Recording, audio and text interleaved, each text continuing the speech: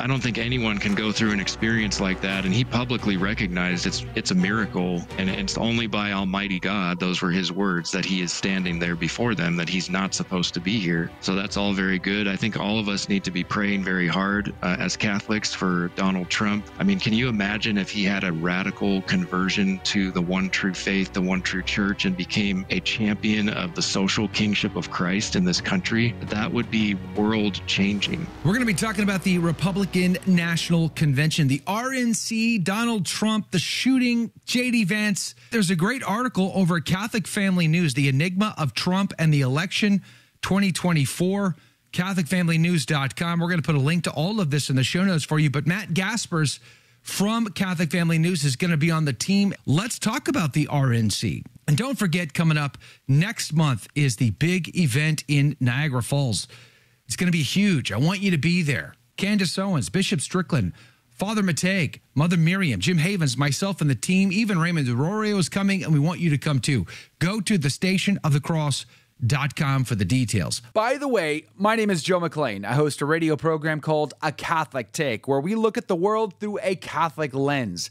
I'd love for you to hang out with us. If you like it, give it a thumbs up and let us know what you think in the comments below. Hey, there is a fantastic article over at Catholic Family News. It was written by Stephen Knox, The Enigma of Trump, Election 2024. And I've asked Matt Gaspers from Catholic Family News to be on today to cover the RNC, JD Vance, and all of the other issues that we saw roll out this week on an international stage. Matt, welcome to the team. Thank you for being on with us. What are conservatives conserving? It doesn't seem like they're conserving much.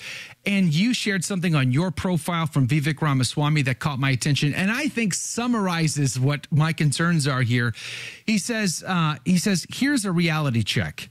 The GOP platform does not oppose gay marriage, does not support a federal abortion ban. And he's talking to AOC. Stop misleading your followers and admit the real reason you're freaking out is that we're picking off your voters. Well, to pick off those voters, have they conceded too much ground? What say you, Matt Gaspers? I would say absolutely. And actually, the article you mentioned from Stephen Cox, he says in there at some point, as the saying goes, conservatism is basically liberalism in slow motion, and that seems to be the case. I mean, what's been on display this week at the Republican National Convention, from the woman praying to the Sikh god Waheguru, to Amber Rose being given a platform, to so many other things. It's just outrageous. It's, even I know my friend Taylor Marshall has talked about, even 10 years ago, none of this stuff would have even been at the Democratic National Convention, let alone the Republican. Right.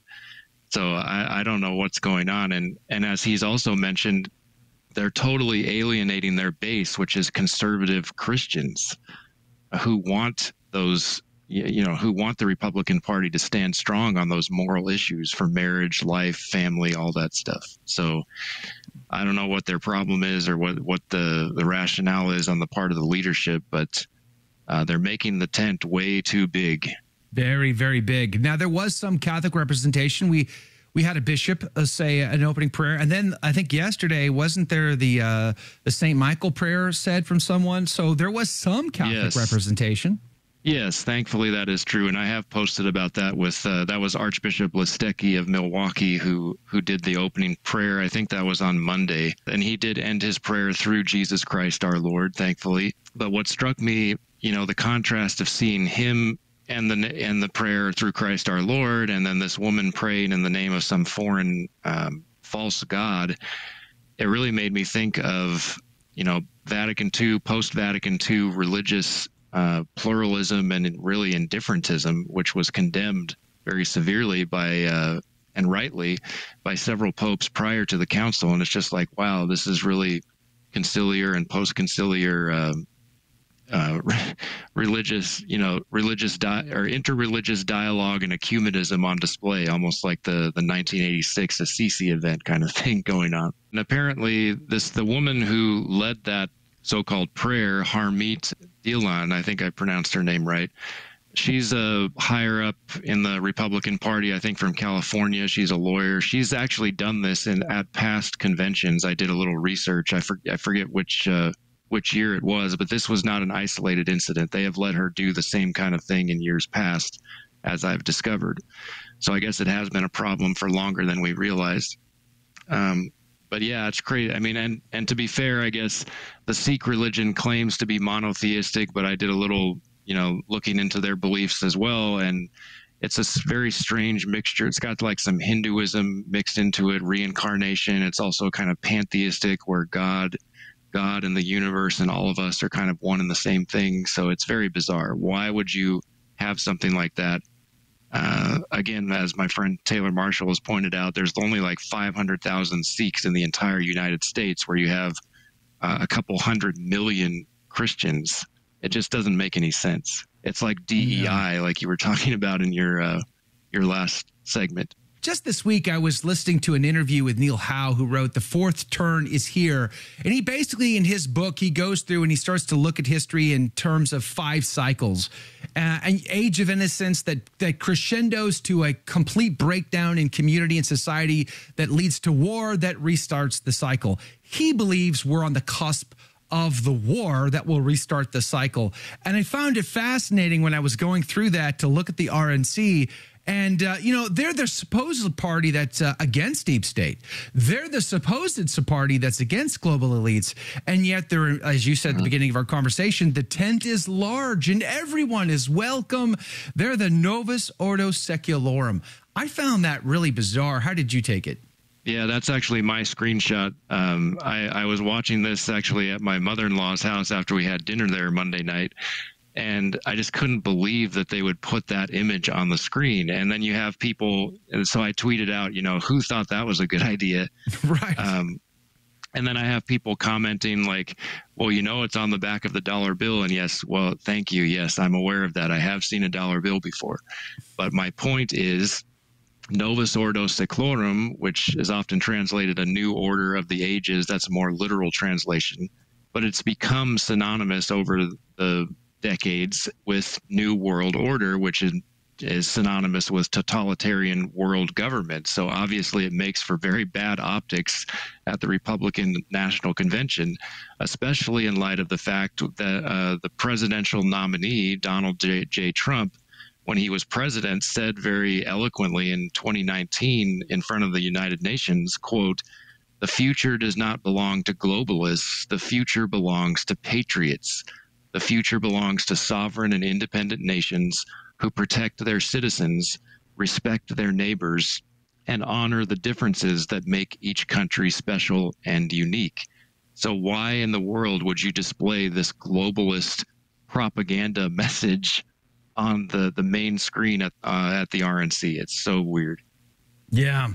Nikki Haley said you don't have to agree with Donald Trump all the time to vote for him, which, brings up my thinking about JD Vance, who was nominated for the vice president's role in the ticket this week. And he's a bit of a controversial figure amongst Catholics. He's a convert to the church, praise be to God. But at the same time, he seems to embrace IVF. He seems to embrace the mifepristone or the abortion medication. And he seems to allow for these things. Whereas we think that abortion is evil and wrong and should be stopped everywhere. And IVF, of course, results in humans dying. And these are bad things. Why would so many Catholics tell us, hey, it's okay. He's the best choice. It's fine. I mean, I'm concerned about JD Vance. That doesn't mean I think someone said it best on Twitter this week. It said, I will vote for Trump Vance, but I still want JD Vance's bishop to deny him communion. I think that sums it pretty well. What do you say, Matt Gasper? Yeah, I think that's absolutely right. I mean, I tweeted out and I posted a clip of him on Meet the Press, which aired on Sunday, July 7th, in which he says exactly what you're talking about. He supports access to mifepristone, an abortifacient drug. And he also supports the Supreme Court's recent decision in regard to that matter. And he's not just saying it like pragmatically. He said, he was asked point blank by the interviewer, so just to be clear, do you support access to this drug? And he said, yes, I do. And he did not qualify his answer. So that's a really serious problem. It's no less than public dissent from basic Catholic moral teaching. So JD Vance's local bishop, I've been told that he's in the Archbishop or the Archdiocese of Cincinnati. So yeah, his bishop should absolutely correct him and bar access to the sacraments unless or until he recants. Because we have to be consistent. It's no different than Joe Biden publicly dissenting on the same things and other things. Just because JD's position is closer to ours doesn't mean he gets a pass. Now, to be fair, I don't know a whole lot about his other positions, and obviously I don't literally equate him with Joe Biden. Somebody accused me of that too, which is ridiculous. But I will say that, as something else I tweeted out, as in 2019, shortly after his reception into the Catholic Church, he talked about, he did an interview with Rod Dreher, who apparently he's friends with, and he said, quote, "My views on public policy and what the optimal state should look like are pretty aligned with Catholic social teaching," which I find very ironic because obviously abortifacient drugs are not consistent at all with Catholic social teaching. So maybe he was not very well catechized when he came into the church. That's a possibility. But someone needs to remedy this, and it should be his bishop or at least his local parish priest. So can we play the devil's advocate, as I said before the break? What would it take for JD Vance to say for us to feel more comfortable with him and his position as a Catholic in public office? Well, I tend to agree with the position that, we can't really fudge on telling the truth in hopes of, benefiting the cause or the common good down the road, because that would be, the end justifying the means, which is not correct. The eighth commandment, you have to tell the truth. So I think he does need to be upfront and honest that, he's Catholic and the church teaches that abortion and all forms of it, whether surgical or chemical, are intrinsically evil, and he cannot support it in principle. He recognizes, circumstances as they are in the country, that it has been returned to the states, and according to our country's constitution and the constitution, state constitutions, people have, the quote unquote right to decide the matter, and it's we the people, even though, objectively speaking, it's not up to the people, it's up to God. But I do think he needs to be more clear, and he needs to conform to the church's teaching and the church's position on this. And this is also just a matter of natural law. You don't even have to be Catholic to understand that an abortifacient drug is evil and wrong. So I do think he needs to be clear about that. Do you think that Catholics should basically leave these parties in droves now? Should there be a Catholic party? Should we go independent? What is your thought? I wish that it was possible to have a truly viable third party at the federal level. I don't know if that is, it would take a whole lot of work, and there have already been well-established parties at, state levels who have had federal candidates, national candidates, and they just don't ever make any headway. Like several years ago, I remember looking into something called I think it's called the American Constitution Party when I was getting fed up with the Republican Party. There's also something called the American Solidarity Party. I think I got that right. Yeah, ASP, which also aligns a lot with Catholic social teaching. But, unfortunately in our country, we seem to be very locked into what people often call the uniparty, or this two-party system, which is basically a uniparty in many ways. So I don't know what the answer is there, because, my view is that we need to as Catholics, we need to use our vote to restrain the most amount of evil. Mm-hmm. So if that means voting for the so-called lesser of two evils to actually make a real impact, that seems to be the best option for us. But there's certainly nothing wrong with voting for a third-party candidate, and especially at the local level, maybe we should be doing more of that. Do you feel like this will change Trump? The fact that a bullet struck his ear, yeah, I know, but that's his head. So, I think that's going to change somebody. It's going to bring them down a notch or two, because they're on the verge of death. And that's something I talked about with Father Branchich yesterday from Ask a Priest Live. What do you think about that? Do you think that Donald Trump will be a different man if he should become the next president? Well, I certainly hope it affected him very deeply. It seemed to. I listened to some of his speech from last night, and he started by talking about, kind of recounting what it was like that day. And he mentioned that people will probably never hear him talk about this publicly again because it's so painful or hard to talk about. I forget exactly what word he used. But, I don't think anyone can go through an experience like that. And he publicly recognized it's a miracle. And it's only by Almighty God, those were his words, that he is standing there before them, that he's not supposed to be here. And he did give credit to God in his Truth Social post, the morning after the shooting. So that's all very good. I think all of us need to be praying very hard as Catholics for Donald Trump, not only that this would affect him deeply, but ultimately that he would embrace the truth and come into the Catholic Church. I mean, can you imagine if he had a radical conversion to the one true faith, the one true church, and became a champion of the social kingship of Christ in this country? That would be world changing. And someone like him who has some people are just natural born leaders, and I think he's one of them. Obviously, he has the authorities, so to speak, the moral authority, not moral authority, but he commands that allegiance, and he's just clearly a leader. So if he had a radical conversion to Christ and his church, that would be huge. It would be historic for that to happen. Now, I mean, Constantine was not a saintly figure, obviously waiting till his deathbed before he really committed himself through baptism. So are we seeing Donald Trump from the same perspective? He's doing more good for us than, say, the opposite side. Yeah, and I think we have to be realistic. As Stephen Cox in his analysis in that article you mentioned, the enigma of Trump in election 2024, he's very open and honest about Trump's flaws, not only personal, but also position and policy flaws. Donald Trump has a long way to go in order to be in line with Catholic teaching, obviously. So we need to be praying for him. I hope that priests are offering masses for him and all that kind of stuff. And hopefully Trump has some traditional-minded Catholics in his inner circle. I know he's been very open to that, or seemed to have been open to that in the past with the Catholics for Trump initiative in the 2020 election cycle. So we'll see what happens. I mean, hopefully it's not just a show on his part, and hopefully it's not just talk. I guess we'll have to see how it shakes out if he gets a second term, which, I mean, if you mentioned in your last segment, or I guess at the beginning of our segment, that Biden might be dropping out. Like at this point, especially after the assassination attempt, I can't see Trump not winning this election. I mean, that would be crazy if that didn't happen, in my opinion. I don't believe JD Vance is ignorant to the Catholic position. I think he clearly understands and knows what the Catholic position is. I think he's just being a politician. Kind of like was it not Rand Paul? Who was the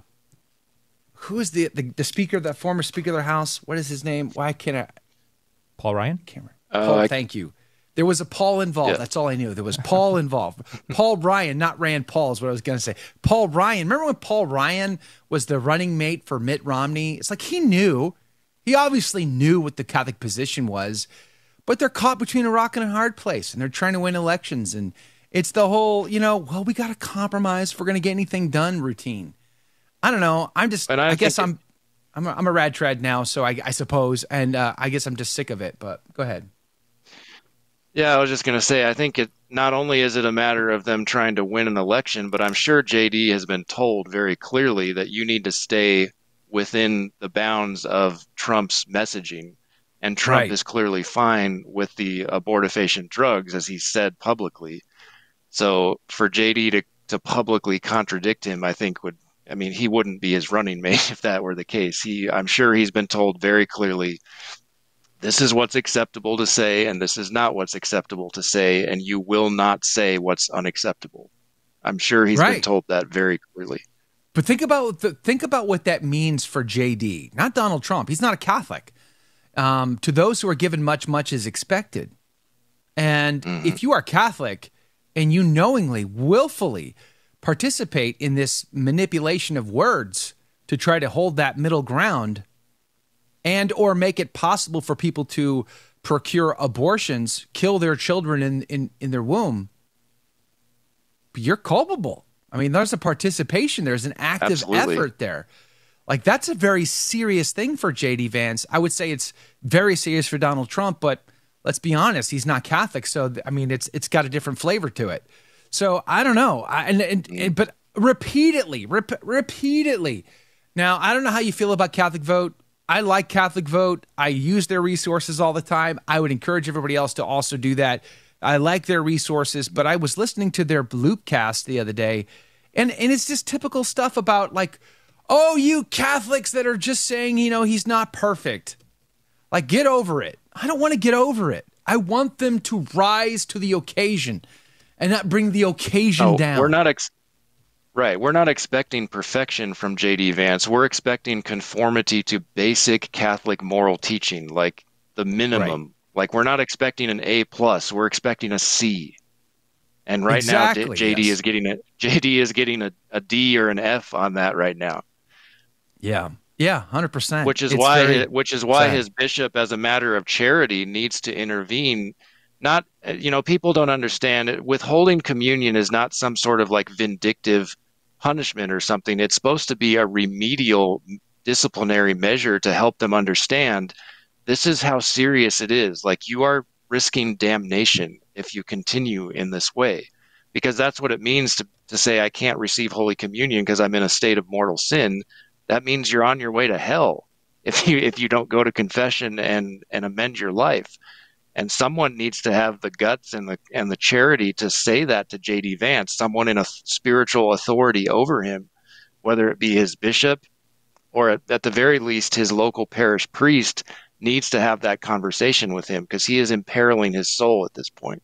The one thing that concerns me about these other party platforms is, they might align with us like on social teaching, like they get better there, but then I think they can kind of get wacky on like economic policy or maybe even foreign policy. I get very leery, especially when you get into like libertarian territory. Like I'm not in favor of legalizing prostitution or drugs.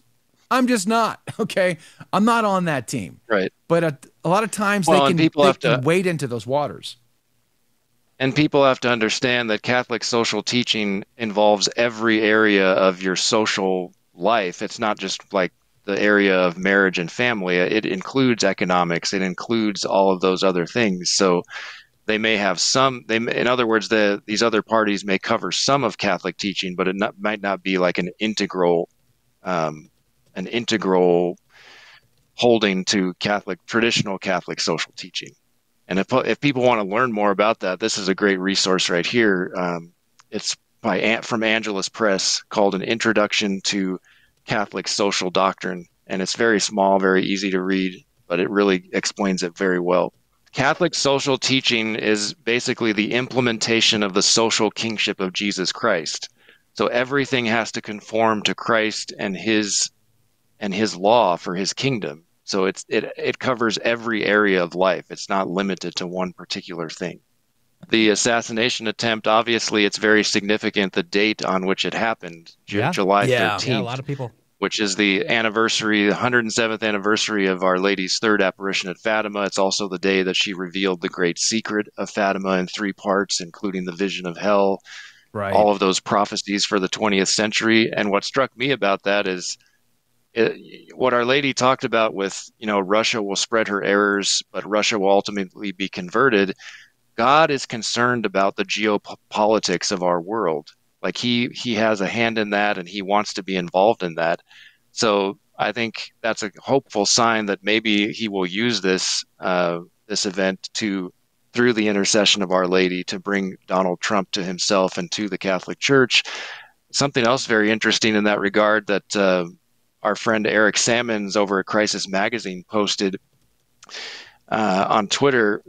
He says, furthering the connection between the failed assassination attempt of Trump and Our Lady of Fatima's involvement, right across the street from the fairgrounds where Trump was shot is a shrine to Our Lady of Fatima. And Father John Zulsdorf reported this on his blog. Someone sent that to him. So lots of providence at work in the dates and the circumstances of the shooting.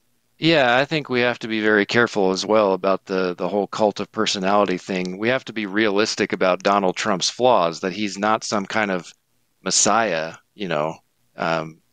we certainly hope, and that's why I like Stephen Cox's article so much, because it's very fair and balanced and an objective look at the good, the bad, and the ugly with Donald Trump, where he stands on his positions and obviously in his personal dealings. But yeah, we can't fall into some kind of like celebrity worship, which has become so common in our culture. People think that celebrities are basically like gods or something, and that's simply not the case. They're fallen human beings that we hope and pray God can use and does use in powerful ways. But that there's also the element of free will, and Donald Trump and just like all of us have to cooperate with God's grace and choose to do the right thing in the moment. So he definitely needs prayers, and he needs good, wholesome Catholic people surrounding him, and I hope that will be the case. America wants Pabst Blue Ribbon, and they want to watch a UFC fight. They want country music to sound just like hip hop. You know what I mean? Like they want their tattoos. God, America has become so juvenile. It has become so I don't know, so secular, so culturally secular, so degenerate, I would say. Degenerate. But that's my issue is even the Republican right, even the conservatives of America, evangelicals of America have become so secular that we have lowered the bar so far. Where my argument is Trump may be the best option, but golly gee whiz, we deserve better than that even. We need to raise the bar high and demand that our politicians try to ascend. Try to ascend to the bar rather than bring the bar down. That problem, I think, is baked into our whole system, because for politicians, it's basically about what can I promise people? And that's what people are expecting out of elections is, what are you going to do for me? There's no concept of there being such a thing as the greater good, whether it benefits me personally a lot or not. I mean, people seem to think of who they elect for president, it's supposed to like have a direct economic benefit to them somehow, put money in their pocket. And obviously we do need help in that regard. The economic situation right now is completely unsustainable. It's outrageous between gas prices, grocery prices, all that stuff. But we shouldn't think about elections as how is this going to benefit me personally, but we should think about it in terms of what is the right thing to do and who's going to do the right thing for the country as a whole. But I don't think most people think about it in those terms, unfortunately. What else do you see coming? I mean, let me ask you this. This is very fascinating too, because I've heard a lot of talking heads say this post July 13th Trump rally shooting. If that bullet, which was really that far away from killing Donald Trump, and there was a video out yesterday actually slowing the footage down, you can see the bullet actually pierce his ear. That was pretty freaky. Wow. But if it had killed him, do you think our country would have gone to civil war? A lot of people are saying so. I'm not so sure. I don't know if it would have been civil war, but there would have been something. I mean, Stephen Cox talks about this scenario in his article at CatholicFamilyNews.com, The Enigma of Trump and Election 2024. I forget. I don't have it pulled up in front of me. I forget exactly what he said, but basically he speculates that there would have been, rioting, and I mean, it would have been pandemonium in some sense of the word. I don't know if it would have reached the level of like Black Lives Matter kind of stuff, because conservatives are not they're not necessarily as prone to that kind of stuff as radical leftists. But I mean, there would have been some kind of strong reaction. I don't know. It's hard to say what I think it would have been a weird mixture of mourning, but also just rage. There would have been millions of people in this country who are very, very angry. And as you were saying earlier, there are so many questions. I listened to an interesting podcast. I've been listening to Candace Owens a little bit more. I mean, I never really used to listen to her, but since she left the Daily Wire and has converted to the church, I've become more interested. And she had Alex Jones on her show, which I know a lot of people discount him as just a nut. And he does kind of come off like sounding like that oftentimes, to be fair. But I mean, he had some pretty interesting things to say, and he's not alone in this. It's obvious that what's his name, Thomas Matthew Crooks, did not pull this off by himself. There's simply no way, and there's so much evidence showing that. Where did he get the explosives? Where does the kid get explosives? And there's no record of that. Like, where does that? How does that happen? Right?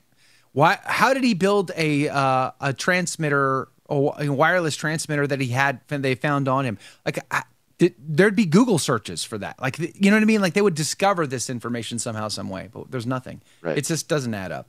It doesn't. Definitely does not. Did you like that video? It's okay. You can admit it. It's perfectly fine. Hey, we cover the big stories of our day, from inside the church to outside the church to all points in between, and we do it from a Catholic perspective. It's called A Catholic Take. It's a radio program Monday through Friday. We live stream it right here on this channel, by the way, so make sure to subscribe, like, and share. We would be very grateful to you. And don't forget, you're going to want to watch this video right here because you don't want to miss anything.